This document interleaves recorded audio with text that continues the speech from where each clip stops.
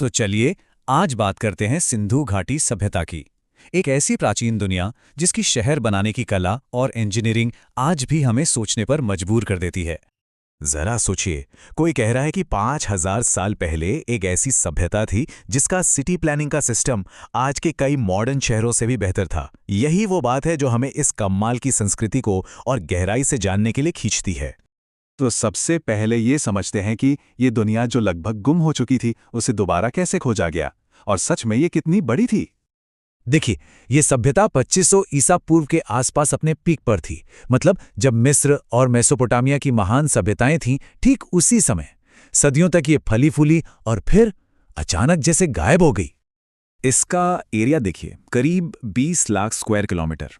मतलब उस जमाने की मिस्र और मेसोपोटामिया की सभ्यताओं को अगर मिला भी दें तो भी ये उनसे बड़ी थी। ये आंकड़ा इसके फैलाव और इसके असर को बताता है। और ये फैलाव था कहाँ तक? उत्तर में जम्मू कश्मीर से लेकर दक्षिण में महाराष्ट्र तक, पूरब में उत्तर प्रदेश से लेकर पश्चिम में पाकिस्तान ईरान बॉर्डर तक। इससे साफ पता चलता है कि ये कितना विशाल और वेल कनेक्टेड नेटवर्क रहा होगा। लेकिन बात सिर्फ साइज की नहीं है। जो चीज सच में हैरान करती है वो है इनके शहरों की प्लानिंग। एकदम सदे हुए तरीके से बनाए गए शहर। सड़कें देखिए, एकदम सीधी, एक दूसरे को 90 डिग्री पर काटती हुई, जैसे आज के मॉडर्न शहर होते हैं। पक्की ईंटों का इस्तेमाल जो सब एक ही साइज की होती थी, और तो और ढकी हुई नालियों का सिस्टम, ये सब उस जमाने के हिसाब से एक बहुत बड़ी बात थी। और ये विशाल स्नानागार या द ग्रेट बाथ तो इनकी वाटर इंजीनियरिंग का एक जीता जागता सबूत है। पर कमाल की बात यह है कि ये सिर्फ बड़ी बड़ी इमारतों तक ही सीमित नहीं था। लगभग हर घर में अपना बाथरूम और ड्रेनेज सिस्टम था। मतलब साफ सफाई और पब्लिक हेल्थ की कितनी गहरी समझ रही होगी उनमें।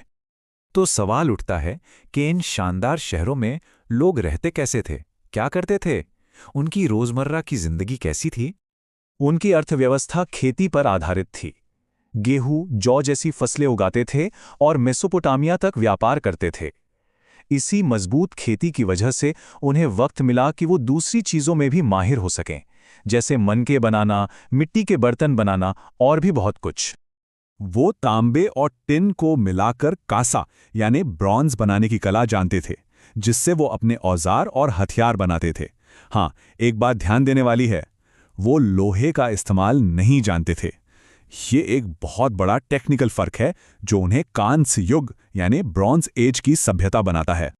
और उनकी कला का सबसे बेहतरीन नमूना है ये डांसिंग गर्ल की मूर्ति। ये सिर्फ एक मूर्ति नहीं है, ये उस दौर की एक कहानी बताती है, उनके समाज, उनकी कला और मेटल को ढालने में उनकी महारत की कहानी। एक सबसे बड़ी पहेली है उनकी भाषा, जिसे आज तक कोई पढ़ नहीं पाया। तो फिर उनके धर्म और विश्वासों के बारे में कैसे पता चले? इसके लिए आर्कियोलॉजिस्ट को एक जासूस की तरह काम करना पड़ता है। मूर्तियों, मोहरों और इमारतों से मिले सुरागों को जोड़कर एक तस्वीर बनानी पड़ती है। जैसे मातृ देवी की कई मूर्तियां मिली हैं। एक पशुपति मोहर है जिसे कुछ लोग भगवान शिव का शुरुआती रूप मानते हैं। इन सभी चीजों से ऐसा लगता है कि प्रकृति, उर्वरता और शायद कुछ बड़े देवताओं की पूजा उनके जीवन का एक अहम हिस्सा थी। लेकिन फिर सब कुछ खत्म हो गया, और यहीं हम इस कहानी के सबसे बड़े रहस्य पर पहुंचते हैं।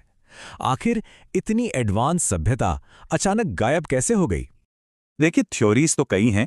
कुछ ने कहा आर्यों ने हमला किया, पर इसके कोई ठोस सबूत नहीं मिले। ज्यादातर एक्सपर्ट्स अब ये मानते हैं कि शायद पर्यावरण में कोई बड़ा बदलाव आया होगा। हो सकता है नदियों ने अपना रास्ता बदल लिया हो या कोई बड़ा भूकंप आया हो। ये एक ऐसी पहेली है जिस पर आज भी बहस चलती रहती है। और यही सवाल कि इतनी विकसित सभ्यता आखिर खत्म कैसे हो गई, हमें यह भी सोचने पर मजबूर करता है कि सभ्यताएं कितनी नाजुक हो सकती हैं।